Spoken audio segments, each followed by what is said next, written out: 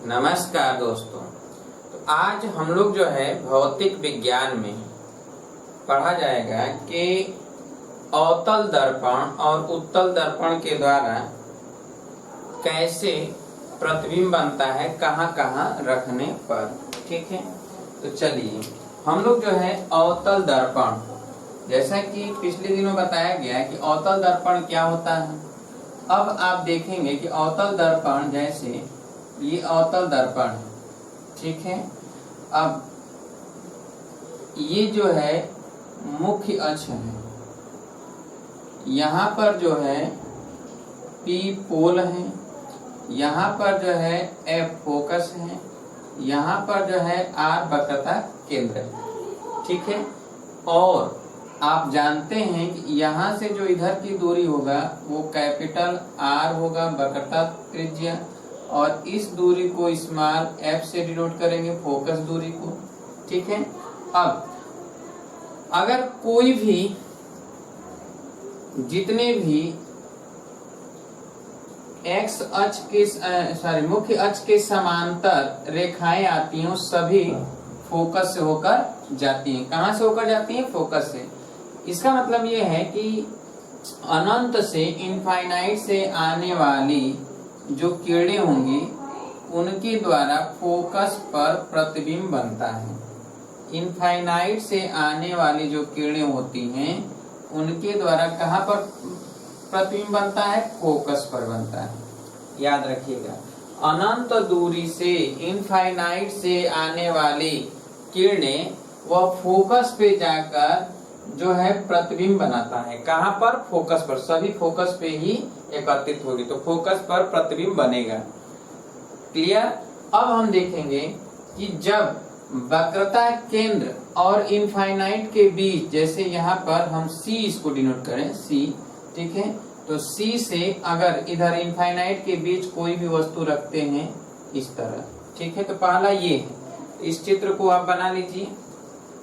पहला नंबर तो ये इनफाइनाइट के द्वारा। दूसरा कि जब C और इनफाइनाइट के बीच में यदि वस्तु रखा जाए उस कंडीशन में। पहला नंबर ये है, C और इनफाइनाइट के बीच में जब हम रखेंगे तब देखते हैं, तो C और इनफाइनाइट के बीच में अगर इतना बड़ा वस्तु रखा जाए, ठीक है, तो हम देखेंगे कि यह जो है ऐसे इनफाइनाइट ये जाएगा और यहाँ से टकरा कर इधर आएगा। क्योंकि ये वक्रता देखिए केंद्र है ये, तो ये मिलाएंगे तो ये तो अभिलंब होगा ना, तो इधर का कोण और इधर का कोण आपस में क्या होता है? बराबर होता है। ठीक है, इसीलिए फोकस से होकर जाती है। परावर्तन का यही नियम है, ये अभिलंब हो जाएगा तो ये इसी से जाएगा और इसी से वापस आ जाएगा। ठीक है, तो ये आपतित किरण होगा, ये परावर्तित किरण होगा, तो ऐसे किरण आ रही है और यहाँ से होकर जाएगी। अब आप देखिए कि ये यहाँ से गए, फिर यहाँ से फोकस से जो जाएगी, फोकस से वह जो है क्या होगा कि इसके समांतर, मुख्य अक्ष के समांतर गुजरेगी। मुख्य अक्ष के समांतर, तो मुख्य अक्ष के समांतर अगर जा रही है, इसका मतलब ये है कि यह जो है वक्रता केंद्र और फोकस के बीच में बनेगा। वक्रता केंद्र और फोकस के बीच में बनेगा, ये ऐसे जाएगा, सीधा जाएगा। तो आप बनाएंगे तो देखेंगे कि यह जो है इस तरह। अब ये यहाँ पर बनेगा, उल्टा बनेगा, वक्रता केंद्र और फोकस के बीच में उल्टा बनेगा और वस्तु से छोटा प्रतिबिंब बनेगा। क्लियर है? कब? जब इनफाइनाइट और C के बीच में रखा जाएगा तब। ये हमेशा याद रखिएगा। अगर पूछा जाए कि अवतल दर्पण में प्रतिबिंब जो है वक्रता केंद्र और फोकस के बीच में बना हो, उल्टा और छोटा बना हो, तो वस्तु कहाँ रखा गया होगा? तो इसका मतलब आप क्या बताएंगे? वस्तु इनफाइनाइट और वक्रता केंद्र के बीच रखा गया होगा, और जब फोकस पर प्रतिबिंब बनता है तो वस्तु कहाँ होगा? इनफाइनाइट पे होगा। क्लियर है? तो इसका उल्टा भी सत्य होता है। तो अब देखेंगे हम लोग यहाँ पर उल्टा क्या होता है, तो अभी हम चलेंगे तो आगे पता चलेगा। अब यहाँ पर अगर हम वक्रता केंद्र पर रख दें, ये दूसरा है, चित्र बना लीजिए जल्दी से बनाइए।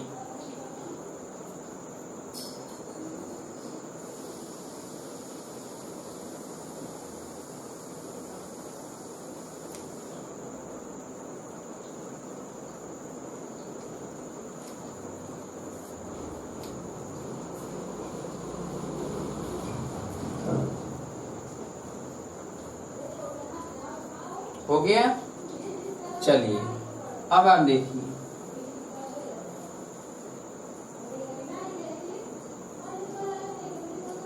यदि वक्रता केंद्र पर रखा जाए, कहाँ रखा जाए, वक्रता केंद्र पर, यहाँ पर, तो जब यहाँ पर रखेंगे तो ये तो फोकस से होकर जाएगा ही जाएगा, ठीक है। और जब ये फोकस से होकर जाएगा ऐसे, तो यह जो है इस तरह आएगा, ठीक है। और यह यहीं पर वक्रता केंद्र पर ही बनता है, उल्टा बनता है, परंतु वस्तु के बराबर बनता है, वस्तु के बराबर। तो वस्तु की लंबाई के बराबर या ऊंचाई के बराबर प्रतिबिंब कहाँ पर अवतल दर्पण के द्वारा बनता है, तो एक ही जवाब होगा आपका, वो भी क्या, कि ये सभी वास्तविक प्रतिबिंब बनते हैं, आभासी नहीं बनते हैं। कौन सा प्रतिबिंब बनते हैं, वास्तविक। अगर इसके पीछे बनता तो हम आभासी कहते, इसमें जितने प्रतिबिंब बन रहे हैं सब अभी तो इधर ही बन रहा है, तो ये सभी वास्तविक बनेंगे, वास्तविक प्रतिबिंब होता है। ये नीचे बन रहा है ना, ये प्रतिबिंब नीचे बन रहा है और ऊपर वस्तु, यानी उल्टा प्रतिबिंब बन रहा है, वस्तु के बराबर बन रहा है और जहां रखा गया वहीं पर बन रहा है। यह वक्रता केंद्र होता है, यानी वक्रता केंद्र पर रखने पर वहीं पर उल्टा प्रतिबिंब उसी के बराबर बनता है। तो ये था तीसरा नंबर लिख लीजिए, अवतल दर्पण के द्वारा। हो गया, हटा दें। चलिए अब चौथा देखिए, चौथा, जब वक्रता केंद्र और फोकस के बीच रखा जाए, वक्रता केंद्र और फोकस के बीच, अर्थात मान लेते हैं कि यहाँ पर रखा जाए कहीं, इसके बीच में कहीं पर भी रखिए। तो अब आप देखिए कि ये तो गया, तो ये फोकस से होकर चला आएगा, और जब ये फोकस से गुजारेंगे तो ये कहीं इधर होगा, और ये ऐसे खींचेंगे तो यह देखिए कि इधर कहीं बन रहा है, ठीक है। इसका मतलब ये है कि यह वक्रता केंद्र और इनफाइनाइट के बीच बनता है, वक्रता केंद्र और इनफाइनाइट के बीच बनेगा, उल्टा बनेगा, परंतु वस्तु से बड़ा प्रतिबिंब बनेगा। वस्तु से बड़ा प्रतिबिंब कब बनता है, तो याद रखिएगा, वस्तु से बड़ा प्रतिबिंब वक्रता केंद्र और फोकस के बीच में रखने पर बनेगा। और कहाँ बनेगा, तो इनफाइनाइट और वक्रता केंद्र के बीच में बनेगा। कहाँ पर बनेगा, इनफाइनाइट और वक्रता केंद्र के बीच में। अगर प्रश्न आपसे कहा जाए किसी दर्पण द्वारा, सुनिए ध्यान से, किसी दर्पण द्वारा कहाँ पर वस्तु रखा जाए कि वस्तु का प्रतिबिंब वास्तविक, उल्टा और वस्तु से बड़ा बने, तो आपका जवाब क्या होगा कि वक्रता केंद्र, कौन सा दर्पण, तो अवतल दर्पण के द्वारा, और वक्रता केंद्र और फोकस के बीच में वस्तु रखा जाता है, तब जाके बड़ा प्रतिबिंब बनता है। क्लियर है। अब चलिए फोकस पर रख देते हैं हम, ठीक है। तो अभी हमने कहा कि जब फोकस पर रखेंगे, यहाँ पर रखेंगे फोकस पर, तब आप देखिए कि ये इधर से आएगा और ऐसे निकल जाएगा, ठीक है। और जो यहाँ पर ऐसे खींचा गया है तो ये पूरा दर्पण है, और जो इधर से जाएगा वह जो है इधर इससे, तो यह जो है अगर खींचेंगे तो यह इनफाइनाइट, यानी यह जो है पैरेलल होंगी, ये कहीं पर भी एक दूसरे को कट नहीं करेंगे, चाहे उधर बढ़ा दें या इधर बढ़ा दें। इसका मतलब ये है कि फोकस पर अगर रखा जाएगा तो फोकस पर रखने पर वस्तु का प्रतिबिंब कहीं नहीं बनेगा, वो कहाँ बनेगा, इनफाइनाइट पर बनेगा। अभी हमने कहा कि जब इनफाइनाइट पर वस्तु रखा जा रहा है तो उसका प्रतिबिंब फोकस पर बन रहा है, तो जब फोकस पर वस्तु रखेंगे तो उसका प्रतिबिंब इनफाइनाइट पर बनेगा, बहुत बड़ा बनेगा, वो दिखाई ही नहीं देगा, हमें दिखाई नहीं देगा। तो याद रखिएगा कि फोकस पर रखा जाएगा तो कहाँ प्रतिबिंब बनता है, इनफाइनाइट पे बनता है। क्लियर है। अब चलिए, अब अगर हम फोकस और ध्रुव के बीच में रख दें, तो फोकस और ध्रुव के बीच में अगर हम रखेंगे यहाँ पर, ठीक है, फोकस और ध्रुव के बीच में यदि यहाँ रख देते हैं तो ये तो ऐसे ही होकर जाएगा, ठीक है। लेकिन जरा यहाँ देखेंगे कि इसमें क्या होगा कि यह जो है अगर ये वक्रता केंद्र से होकर जाएगा ऐसे, तो इधर ये फैलता जाएगा, और अगर आप इसको इधर बढ़ाएंगे पीछे तो ये जाकर कट करेगा इधर कहीं यहाँ पर। यानी इस समय कब ध्रुव और फोकस के बीच में यदि वस्तु रखेंगे तो वस्तु का प्रतिबिंब आभासी बनेगा, सीधा बनेगा और वस्तु से बड़ा बनेगा। सीधा, वस्तु से बड़ा और आभासी प्रतिबिंब अवतल दर्पण के द्वारा कब बनता है, कहां पर रखने पर? तो आपका जवाब होगा कि वस्तु को ध्रुव और फोकस के बीच में रखा जाएगा, तब जाके सीधा वस्तु से बड़ा प्रतिबिंब बनेगा, ठीक है, और आभासी बनेगा। क्लियर है? तो ये इतने स्थान हो गए, यानी इसका हमने पहला बताया इनफाइनाइट पे होगा तब, दूसरा बताया कि इनफाइनाइट और वक्रता केंद्र के बीच होगा तब, तीसरा बताया कि जब वक्रता केंद्र पे होगा तब, चौथा बताया कि वक्रता केंद्र और फोकस के बीच में होगा तब, पांचवा बताया जब फोकस पे रखा जाएगा तब, छठवां बताया कि फोकस और ध्रुव के बीच में वस्तु रखेंगे तब कैसा बनेगा। यानी कुल कितने प्रतिबिंब इसके बने वस्तु के? 6 स्थानों पर रखने पर 6 प्रकार से प्रतिबिंब इसके बन रहे हैं। क्लियर है? कंफर्म है आप सभी लोग? क्यों? याद रखिएगा, इससे थ्योरेटिकल प्रश्न पूछे जाते हैं। अब चलिए हम लोग चलेंगे उत्तल दर्पण की ओर, ठीक है? इतना इसके द्वारा प्रतिबिंब बना। अब उत्तल दर्पण की तरफ चलते हैं। तो चलिए उत्तल दर्पण, इसमें क्या होता है, एक चीज ये ध्यान रखिएगा, पहले प्रतिबिंब बना लेते हैं, फिर सूत्र में वैल्यू पुट करते समय चिन्ह परिपाटी हमें ध्यान होना चाहिए। चिन्ह कैसे हम रखते हैं उसको अभी हम बताएंगे, ठीक है? तो जो आप भूलेंगे नहीं। अब देखिए ये है ऐसे, ठीक है, ये अंदर की तरह कलई कर दी गई, तो यहाँ पर ये मुख्य अक्ष है, ठीक है, मेन एक्सिस है, मुख्य अक्ष है। इसका फोकस यहाँ पर है, इसका फोकस यहाँ पर है और इसका सी यहाँ पर। तो फोकस इधर दूरी पर इतना फोकस हो गया, यहाँ सी हो गया, ठीक है।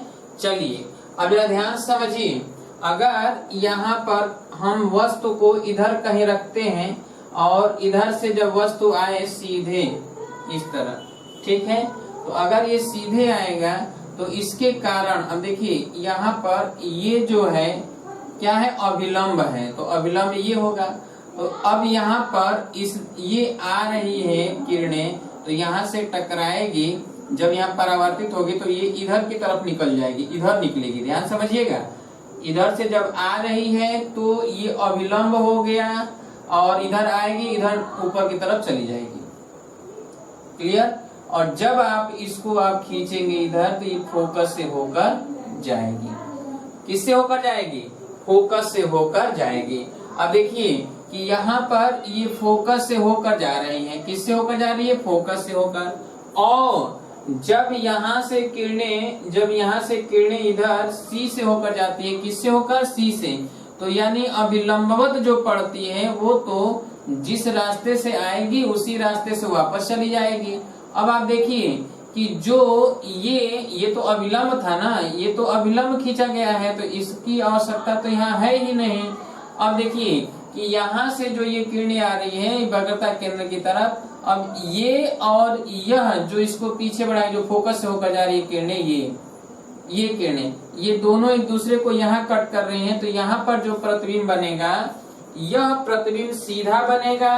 और अगर वस्तु जो है ये देखिए यहाँ पर रखा गया है वक्रता केंद्र और इनफाइनाइट के बीच में, तो आप देख रहे हैं कि ध्रुव और फोकस के बीच में बनता हुआ दिखाई दे रहा है। आभासी बनेगा, वस्तु से छोटा बनेगा और सीधा बनेगा, वस्तु से छोटा और सीधा। चलिए और देखते हैं हम यहाँ पर, अगर सपोज दैट हम यहाँ पे रखते, ध्यान समझिए, तो ये तो जो लाइन खींचा गया ये तो इसी तरह जाएगा कि इस तरह ये निकल जाएगा। क्लियर है? लेकिन अगर हम जो है यहाँ से यदि अब अगर ये C वाली लाइन खींचें जो C से होकर जाएगी, ये देखिए ये C से होकर जाएगी ऐसे, ये C से। अब देखिए ये क्या है कि ये और इधर की तरफ बन रहा है, यहाँ प्रतिबिंब बनता हुआ दिखाई दे रहा है यहाँ पर, ठीक है। और यहाँ प्रतिबिंब बन रहा है और छोटा हो गया, ये क्या हुआ और छोटा दिखाई दे रहा है, ये और छोटा है, ये छोटा हो गया, लेकिन ध्रुव और फोकस के बीच में ही बनेगा। अब जरा देखिए कि अगर हम यहाँ पे रखते, यहाँ पर अगर रखते इसके बीच में, इन दोनों के बीच में अगर रख रहे हैं तो जरा देखा जाए कि इन दोनों के बीच में रखने पर क्या है कि इस कंडीशन में अगर यहाँ से आप खींचेंगे इस तरह आप खींचिए तो ये ऐसे होकर जाएगी C पर। इसका मतलब ये यहाँ पे कट की, तो अब देखिए ये यहाँ पर बनना है प्रतिबिंब जब यहाँ रख रहे हैं। तो उसी तरह अगर आप जो है यहाँ पर फोकस पे रख देते, फोकस पर, तो ये ऐसे जाएगी और इससे होकर जाएगी, और फिर यहाँ से जो ऐसे खींचेंगे इस तरह, वो जो है ऐसे होकर जाएगी यहाँ पर C से होकर। तो अब ये और इसके फोकस के करीब बनेगी। क्लियर? अब यह चाहे जहां पर हम रख रहे हैं, हम देख रहे हैं कि इस वस्तु का जो इधर इसके ध्रुव के बाद कहीं पर भी हम वस्तु रख रहे हैं तो ये देखा जा रहा है कि हमेशा छोटा प्रतिबिंब बन रहा है। और कहाँ बन रहा है? तो ध्रुव और फोकस के बीच में बन रहा है। कहाँ पर बन रहा है? ध्रुव और फोकस के बीच में। तो अगर प्रश्न आपसे ये कहा जाए कि वह कौन सा दर्पण है, वह कौन सा दर्पण है जिसके द्वारा कि वस्तु चाहे जहां रख दिया जाए उसका प्रतिबिंब आभासी वस्तु से छोटा और सीधा बनेगा। आभासी वस्तु से छोटा और सीधा बनेगा। कौन से दर्पण द्वारा? तो आपका जवाब होगा उत्तल दर्पण द्वारा। कौन से दर्पण द्वारा? उत्तल दर्पण द्वारा। क्लियर है? और अगर कहा जाए कि उत्तल दर्पण के द्वारा इनफाइनाइट और वक्रता केंद्र के बीच में रखे वस्तु का प्रतिबिंब कहाँ बनता है, कैसा होता है, तो आपका जवाब होगा कि उत्तल दर्पण के द्वारा वक्रता केंद्र और इनफाइनाइट के बीच में रखे हुए वस्तु का प्रतिबिंब ध्रुव और फोकस के बीच में बनता है, आभासी बनता है, सीधा बनता है, छोटा बनता है। सीधा और छोटा बनता है, ये हमेशा याद रखिएगा। अब देखिए कि चाहे जितना दूर हो उसका प्रतिबिंब जो है पास लाके बना रहा है और छोटा बना दे रहा है। ये कौन सा दर्पण है? उत्तल दर्पण है। इसी दर्पण का इस्तेमाल जो है आप देखे होंगे गाड़ी वगैरह में, जो ड्राइवर के पास ऐसे शीशा लगा होता है देखने के लिए पीछे के गाड़ियों को, वह यही दर्पण होता है जिसके द्वारा बड़े बड़े गाड़ी का आकार छोटा कर देता है। और कहाँ बनाता है? कितनी दूरी पर बनाता है? तो फोकस और ध्रुव के बीच में बनाता है। ये कौन बनाता है? तो फोकस और ध्रुव के बीच में कौन दर्पण है? ये उत्तल दर्पण। याद रखिएगा कि पीछे के चीजों को देखने के लिए गाड़ी में जिस दर्पण का इस्तेमाल किया जाता है वो कौन सा दर्पण होता है? उत्तल दर्पण होता है। और अभी आपने देखा कि अवतल दर्पण में जब फोकस और ध्रुव के बीच में जब आपने रखा था, क्या फोकस और ध्रुव के बीच में जब आपने रखा था, फोकस और ध्रुव के बीच में F और P के बीच में, तो आपने देखा था कि प्रतिबिंब जो बना था वो प्रतिबिंब इधर कहीं बना था, इधर, और बड़ा बना था, आभासी बना था, बड़ा बना था। क्यों? वस्तु से बड़ा और सीधा बना था। तो इस दर्पण का इस्तेमाल जो है हम अपने दाढ़ी बनाने के लिए करते हैं।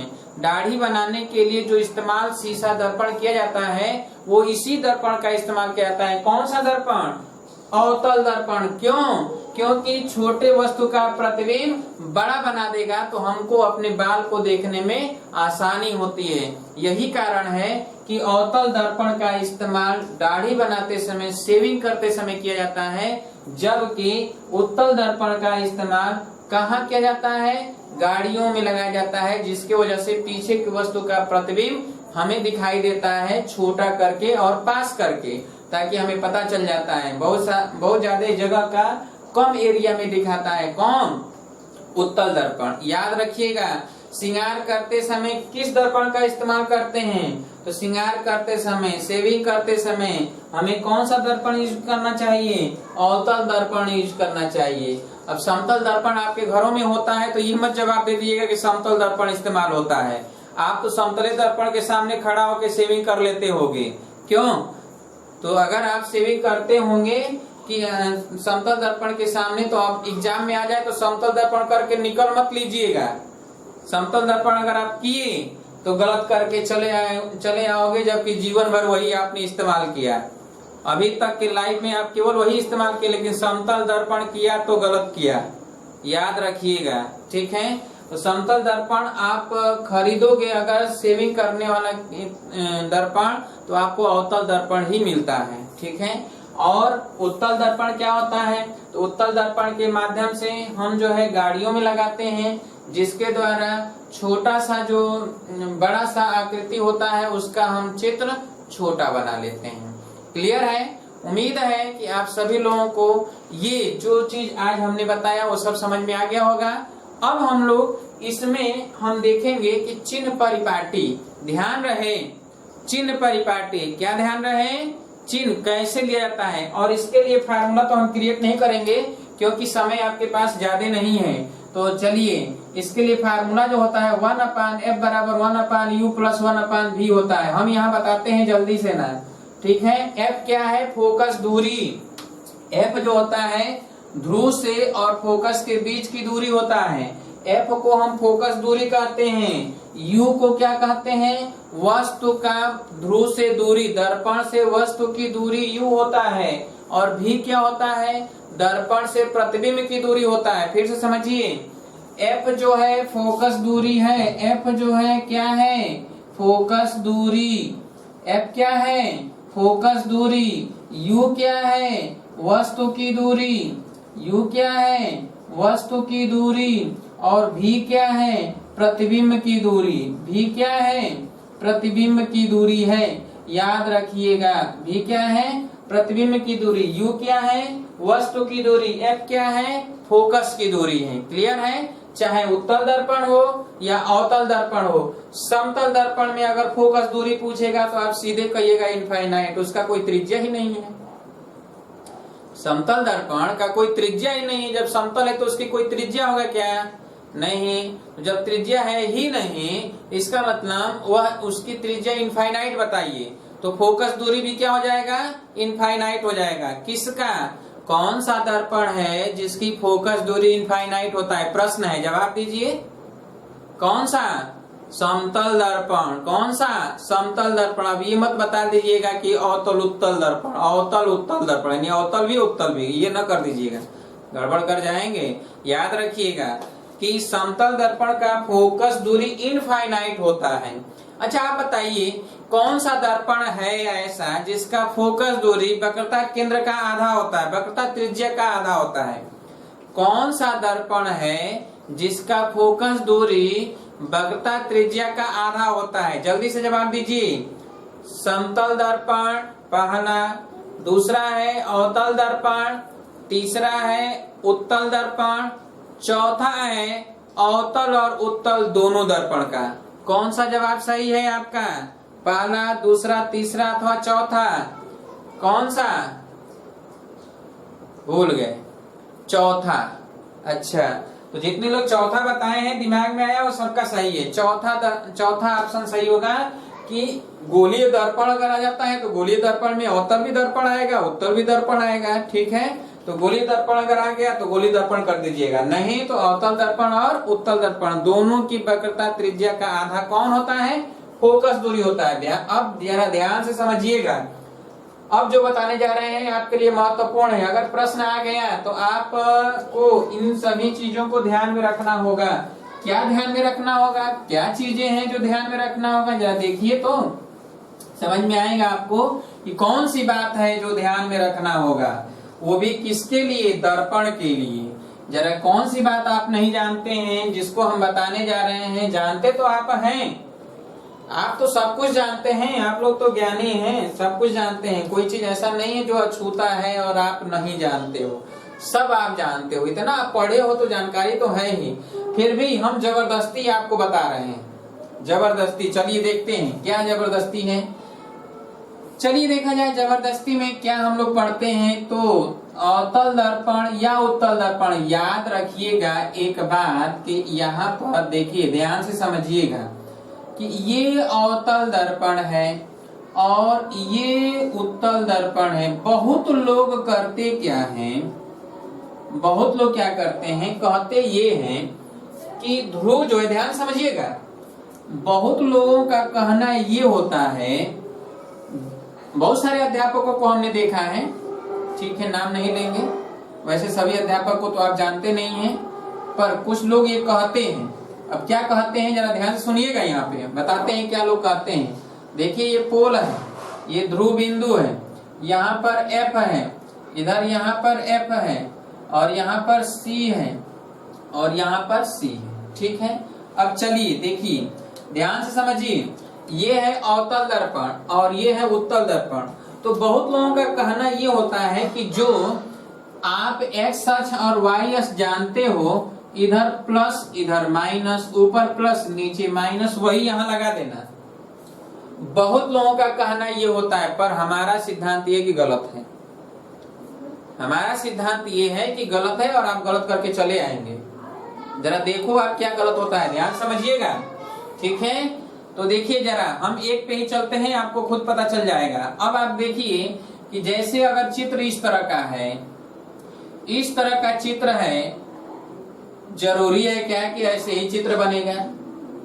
क्या जरूरी है कि इसी तरह का चित्र बनेगा और ऐसा ही चित्र आपको आ जाएगा और आप जो है करके चले आएंगे उसी तरह जैसा कि आप पढ़े हैं? आवश्यक नहीं। ध्यान समझिएगा।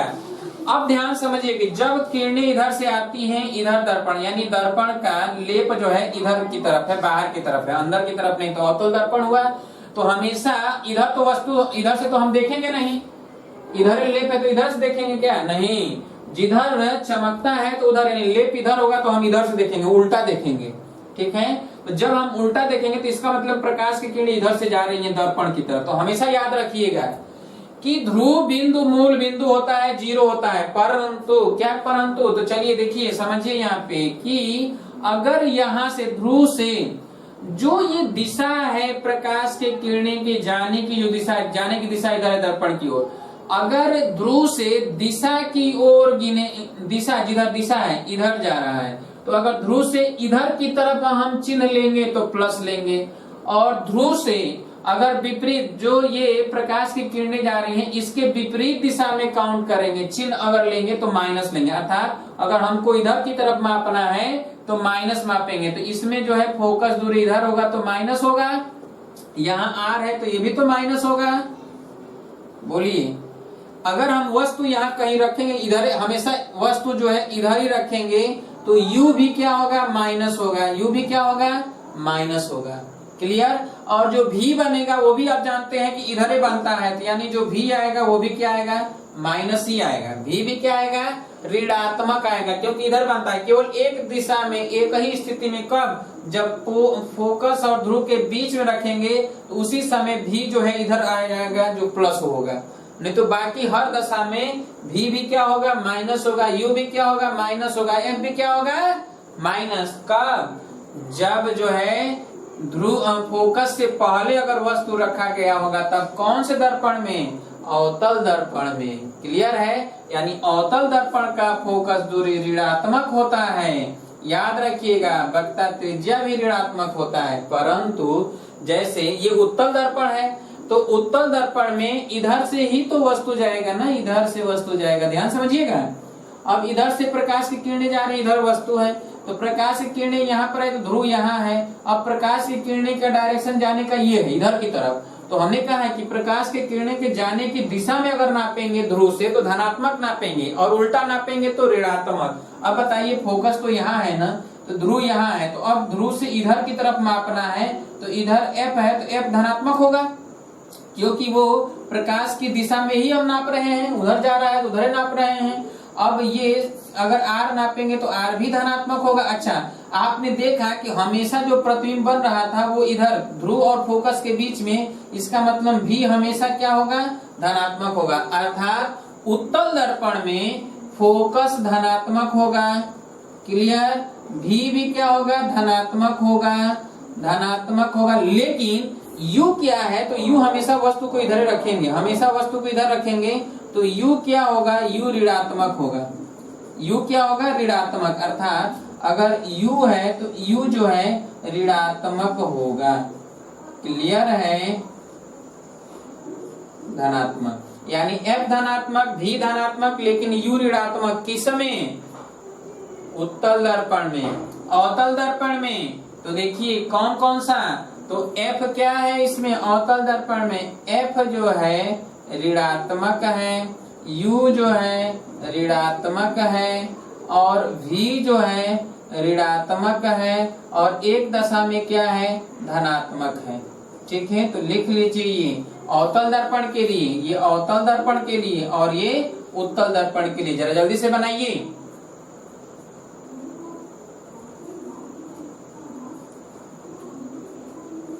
और ये फार्मूला है, इसी में रख कर निकाला जाता है। हो गया?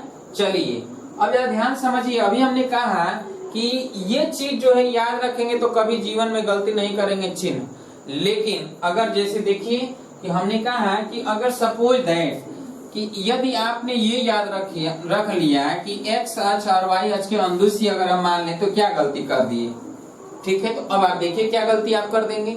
जैसे अगर ये इस तरह बना है, अगर ये इस तरह बन जाए ऐसे, ठीक है, इस तरह बन जाए, और इसमें इधर की तरफ कलई कर दें इधर, ठीक है, और ये इस तरह हो गया, ये ध्रुव हो गया।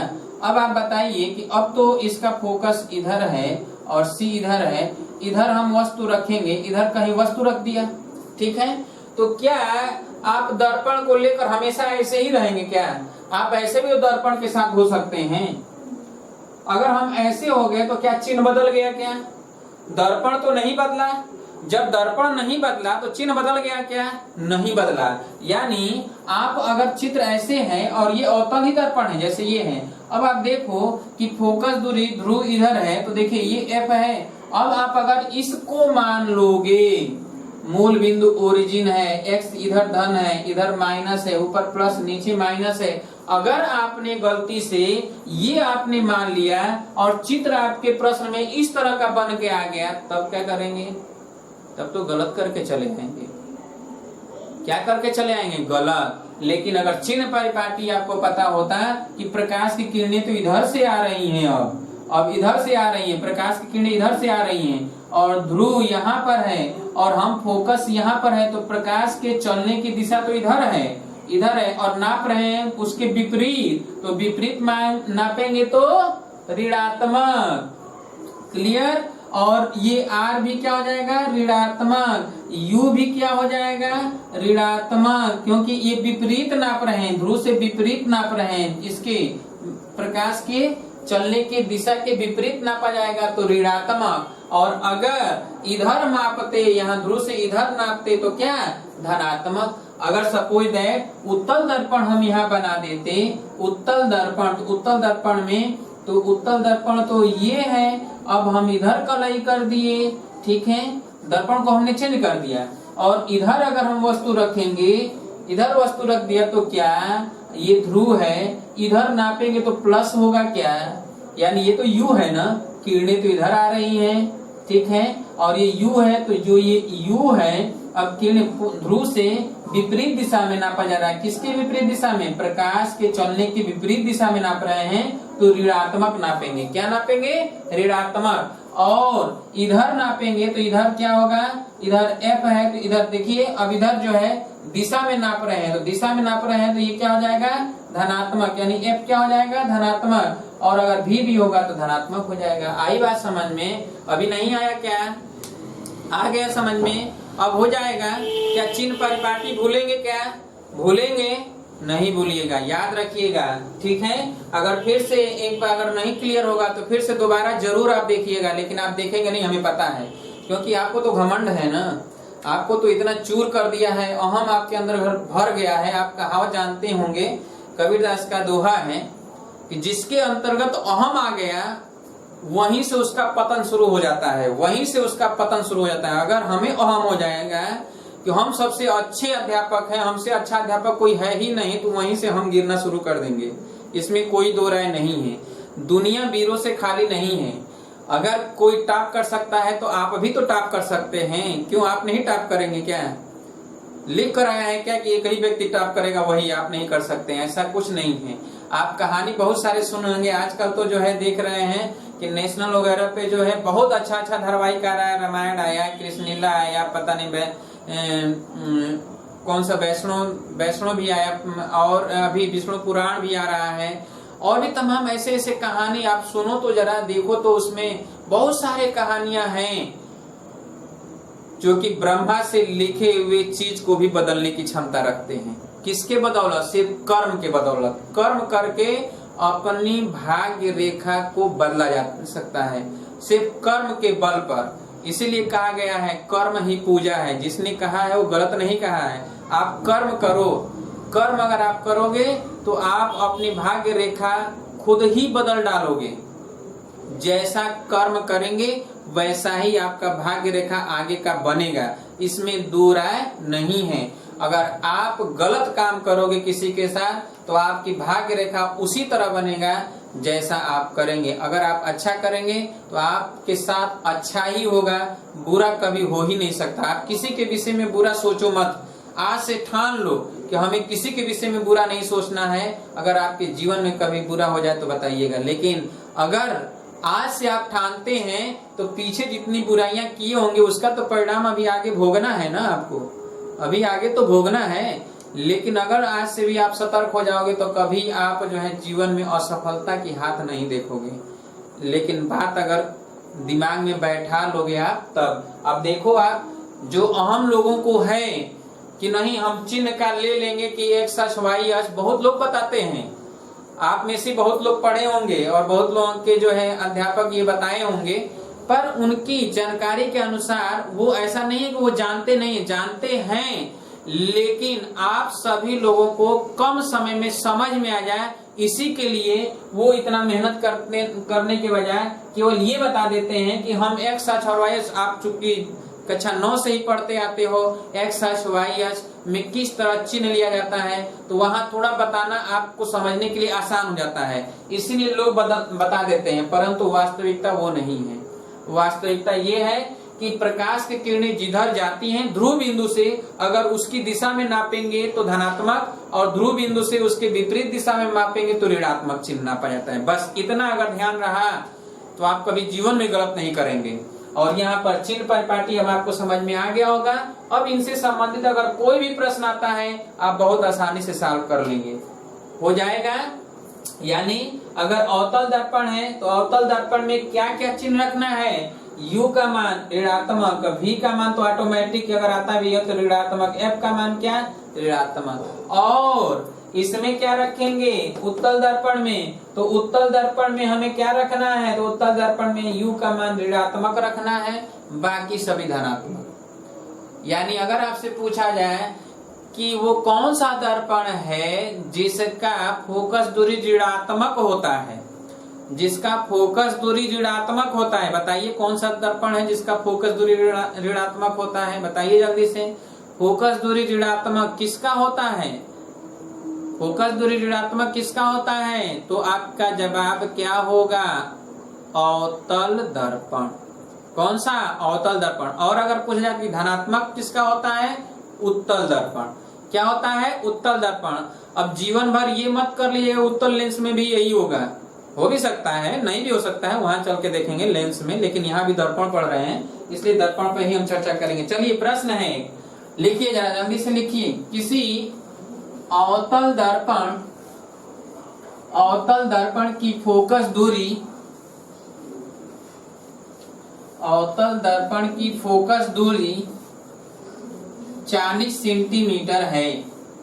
अवतल दर्पण की फोकस दूरी 40 सेंटीमीटर है। फोकस दूरी अवतल दर्पण का 40 सेंटीमीटर है। यदि किसी वस्तु को दर्पण से 120 सेंटीमीटर की दूरी पर रखा गया हो, 120 सेंटीमीटर की दूरी पर रखा गया हो, तो उसका प्रतिबिंब कहां पर बनेगा? उसका प्रतिबिंब कहां पर बनेगा?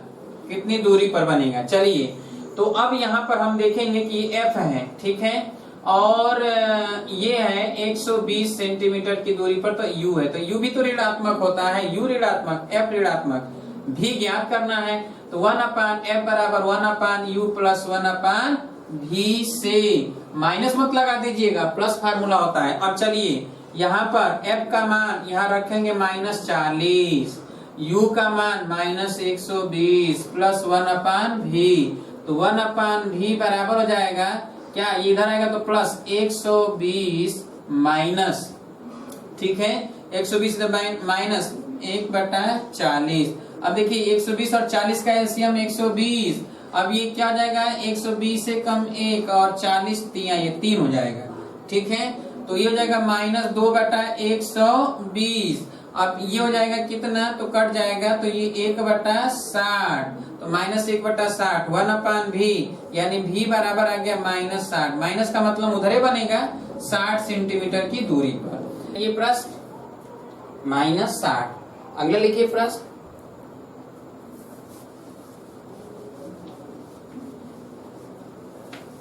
बोले, लिखिए, किसी उत्तल दर्पण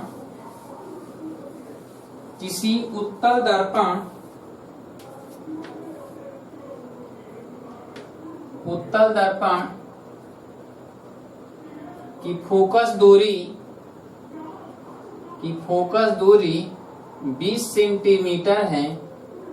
यदि वस्तु को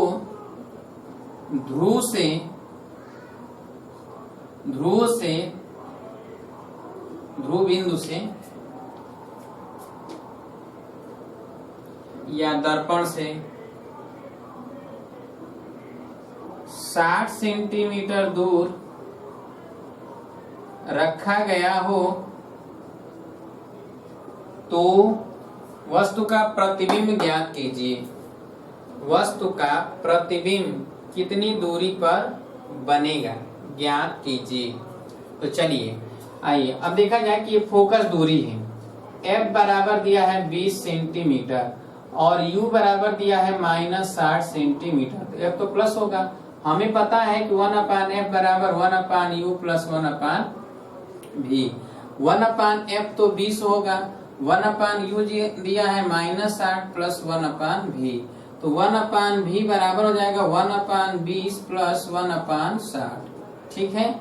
अब इसको हम सॉल्व करते हैं, तो ये देखिए क्या हो जाता है यहाँ पे कि 60 और 20 का एलसीएम तो 60 हो जाएगा, 20 3 60 और ये हो जाएगा 60 और 1, तो 3 1 4, तो 4/60, तो 1/V, तो V बराबर हो जाएगा, ये हो जाएगा V का मान कि 60/4 यानी 15।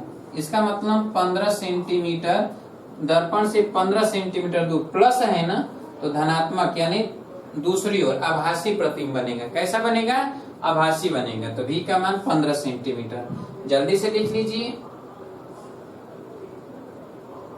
दूसरा लिखिए, बोले,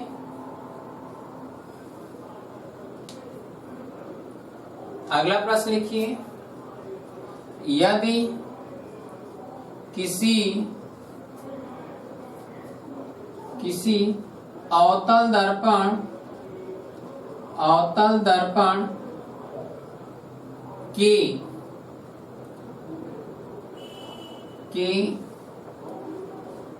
फोकस बिंदु से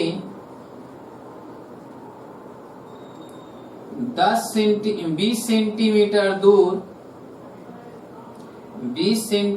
दूर वस्तु रखा गया हो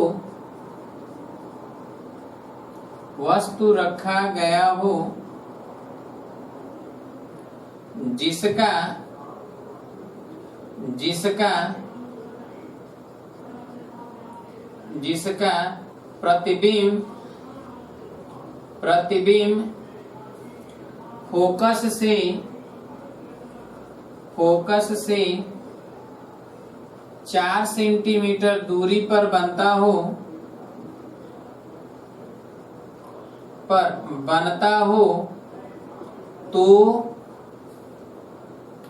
तो अवतल दर्पण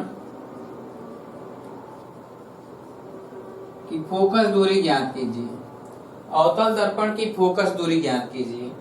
ठीक है, चलिए जरा देखिए, यहां पर कहा जा रहा है कि फोकस से 20 सेंटीमीटर दूरी पर, ठीक है, रखा गया है और 4 सेंटीमीटर की दूरी पर प्रतिबिंब बनता है। तो चलिए जरा देख लेते हैं। आपको पता है कि U बराबर F प्लस, ठीक है, F प्लस कितना है तो 20 सेंटीमीटर, फोकस दूरी F मान लेंगे तो F प्लस 20, और V बराबर दिया गया है कि F प्लस 4। ये तो रियल में दूरी है ना, ये क्या है, दूरी है। अब इन्हें जो है हम रखेंगे 1/F बराबर 1/U प्लस 1/V में। अब U और V का मान तो चिन्ह सहित रखा जाएगा, तो 1/F, ठीक है। और यहाँ पर जब चिन्ह सहित रखेंगे 1/U का मान, तो ये F/20, तो माइनस F प्लस 20, तो V का मान भी रखेंगे 1/ माइनस, यहाँ भी माइनस हो जाएगा, तो F प्लस 4, ठीक है। तो यहाँ माइनस, यहाँ भी माइनस कॉमन ले लिया जाए, ठीक है। तो ये हो जाएगा 1/F plus 20 in plus 1/F plus 4, ठीक है। और ये माइनस कॉमन ले लें तो -1/F इधर आ जाए। अब हम सॉल्व करेंगे तो इसका गुणा ऊपर करेंगे तो F plus 4 plus F plus 20 बटा, यहाँ पे हो जाएगा क्या, F स्क्वायर, और ये 4F और 20F 24F, और ये 20 चौके 80 प्लस 80, यहाँ -1/F। अब इसका गुणा इधर हो जाएगा और इसका गुणा इधर, तो जब हम इधर गुणा करेंगे तो -F स्क्वायर -24F और -80 बराबर, ठीक है। इधर गुणा करेंगे F का, तो इधर हो जाएगा F स्क्वायर प्लस यहाँ पे 20 और 4 24, और F 2F स्क्वायर हो जाएगा 2F स्क्वायर और प्लस 24F, ठीक है। अब जरा देखेंगे हम कि यहाँ 2F स्क्वायर है और ये इधर जाएगा तो 3F स्क्वायर हो जाएगा। क्या हो जाएगा, 3F स्क्वायर, और 24F ये है, प्लस इधर आएगा तो प्लस 48F हो जाएगा, और -80, तो -80 इधर जाएगा तो प्लस 80 बराबर हो जाएगा 0। अब देखिए यहाँ पर इसका हम फोकस दूरी ज्ञात करेंगे तो सीधा 4 के फार्मूले से निकाल लेंगे। तो सीधा 4 के फार्मूले से निकालेंगे तो -48 और प्लस माइनस √B स्क्वायर, 48 का स्क्वायर -4AC, तो 4A का मान 3, C का मान 80, ठीक है, और अपान 2A, तो 2 × 3, यही सॉल्व कर लेंगे, F का मान निकल जाएगा। जल्दी से लिख लीजिए, बहुत इंपॉर्टेंट है, ऐसा प्रश्न आया हुआ है, पूछा जाता है, ठीक है। सॉल्व कर लीजिए, लिख लीजिए जल्दी से।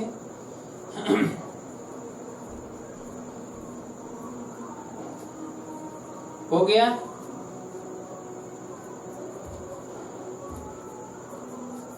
हो गया, लिख लिए। चलिए अब देखिए, जो आवर्धन होता है, ठीक है, दर्पण का आवर्धन अर्थात जो इमेज बनता है वह और वस्तु का जो अनुपात होता है उसी को आवर्धन कहते हैं, I/O, और ये होता है -V/U। वस्तु की आवर्धन I/O बराबर होता है -V/U। याद रखिएगा, ये दर्पण के लिए, किसके लिए, दर्पण, चाहे वो उत्तल दर्पण हो या अवतल दर्पण हो, दोनों के लिए यही फार्मूला इस्तेमाल होता है, I/O बराबर -V/U। जैसे अगर कह दिया जाए कि किसी वस्तु का प्रतिबिंब 3 गुना बनता है, किसी वस्तु का प्रतिबिंब 3 गुना बनता है यदि उस वस्तु को दर्पण से, अवतल दर्पण से यदि 40 सेंटीमीटर की दूरी पर रखा गया है तो वस्तु की फोकस दूरी ज्ञात कीजिए। ठीक है, तो देखिए इस कंडीशन में आपको क्या करना होगा, तो इसी में हम रख कर सॉल्व करते हैं। ठीक है, तो चलिए जरा लिखिए, तो प्रश्न लिखिए, प्रश्न लिखिए, बोले तैयार हैं? लिखिए, यदि किसी अवतल दर्पण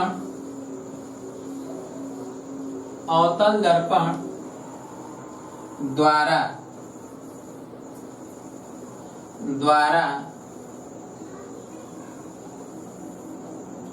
बना प्रतिबिंब वस्तु का आधा हो, वस्तु की आधा यानी वस्तु की ऊंचाई का आधा हो, और वस्तु दर्पण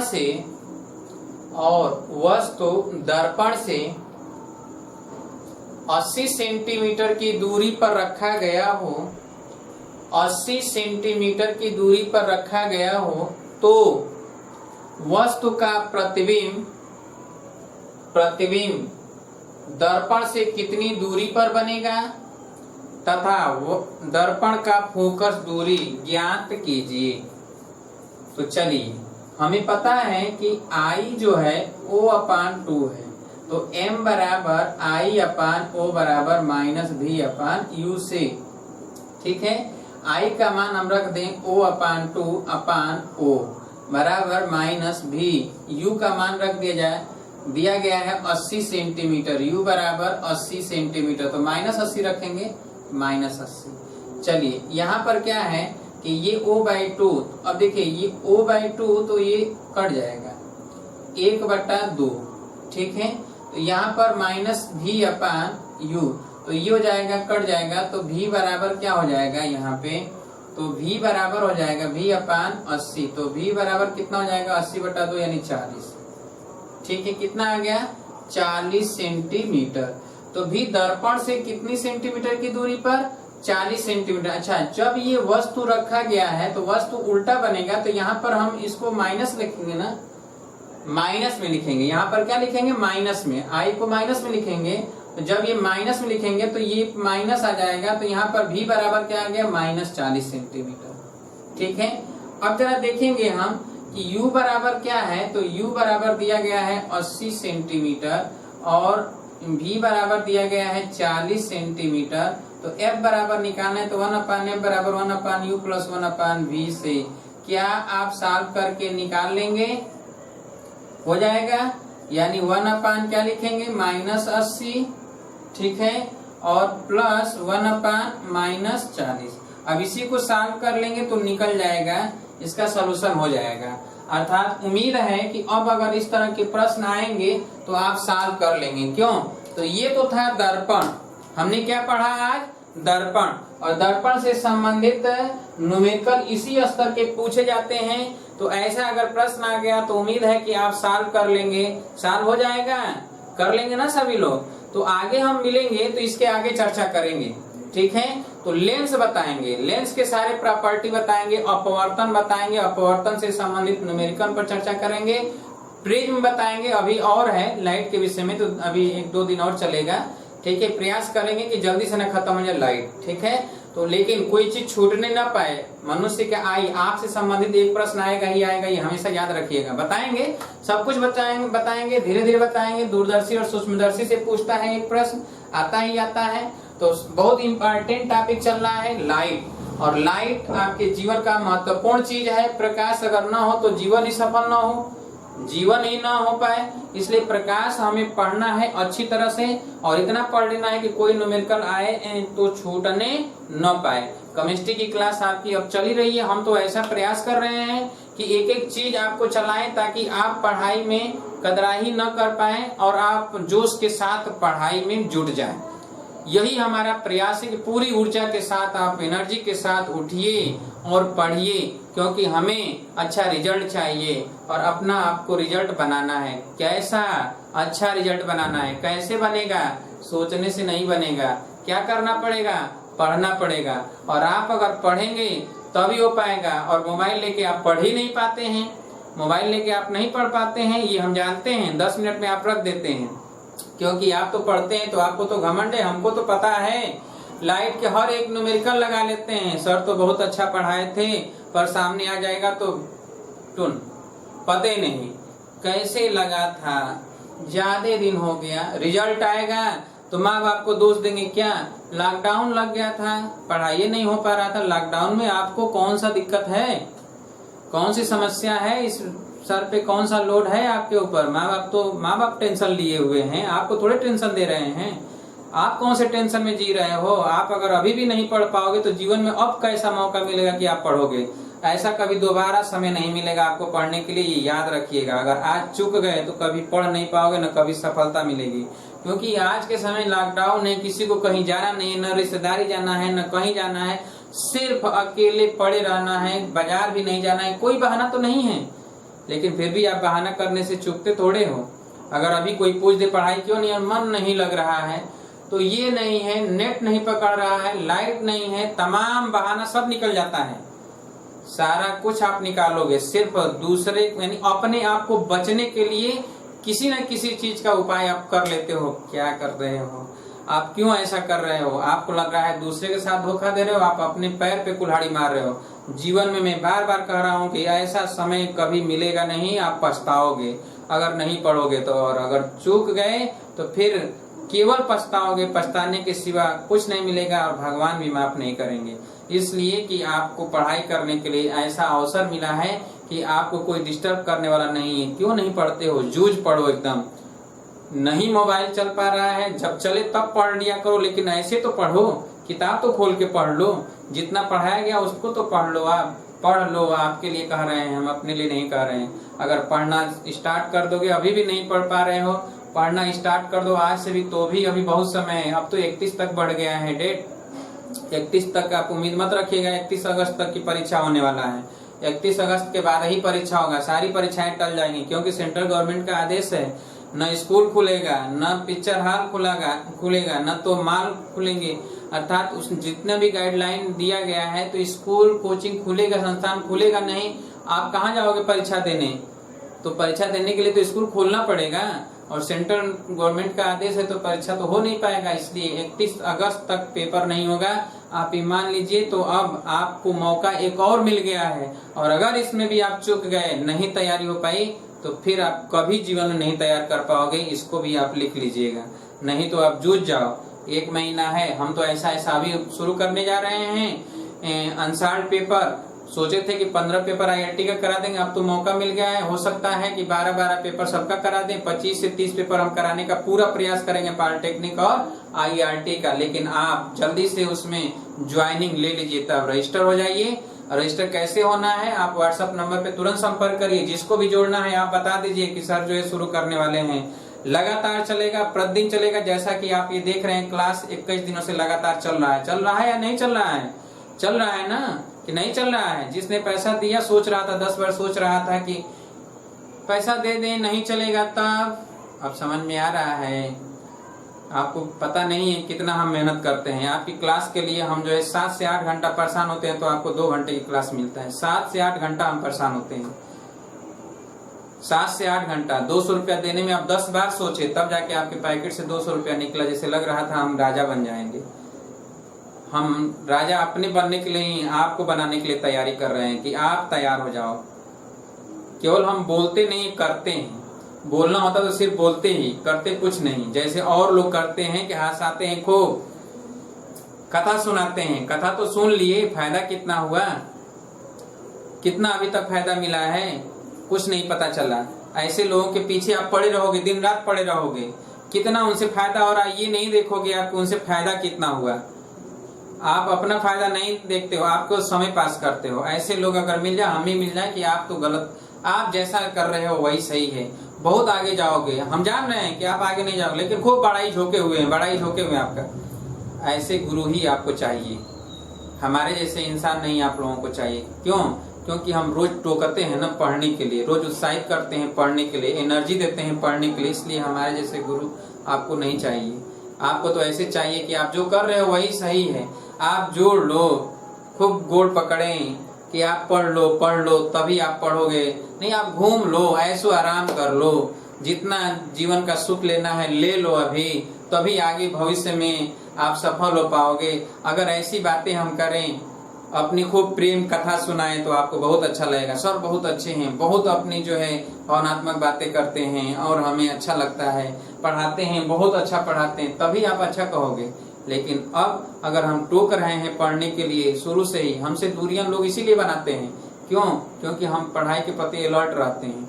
हमको इससे मतलब नहीं है कि आप कर क्या रहे हो, हमसे इससे मतलब होता है कि आप पढ़ कितना रहे हो। बाकी की क्या टेंशन है, क्या समस्या, उससे सबको किनारे करना ही पड़ेगा अगर जीवन में आगे बढ़ना है तो। चाहे घर की परिस्थिति हो या घर की समस्या हो, घर की मजबूरी हो, चाहे जितना भी आफत विपत आ जाए, इसके लिए सरकार ने कोई आरक्षण नहीं दिया है।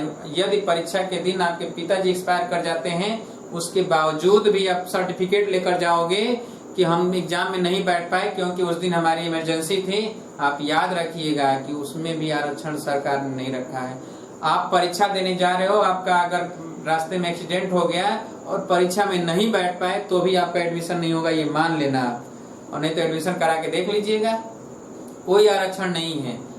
अलर्ट हो जाओ, अब भी अगर चेतोगे नहीं तो कब चेतोगे, चेत जाओ और पढ़ना शुरू कर दो, अच्छा रिजल्ट आ जाएगा, मौका पे मौका मिल रहा है। अगर अभी नहीं पढ़ोगे तो फिर भूल जाओ कि आप जो है आगे अच्छा कुछ कर पाओगे। और करना है तो उठ खड़े हो जाओ और तुरंत जो है संकल्प कर लो कि नहीं हम पढ़ेंगे पढ़ेंगे पढ़ेंगे, अच्छा रिजल्ट ला के ही रहेंगे। रहना है तो कल मिलेंगे फिर इसी समय, तो आगे हम लोग पढ़ेंगे। ठीक है, तब तक के लिए नमस्कार।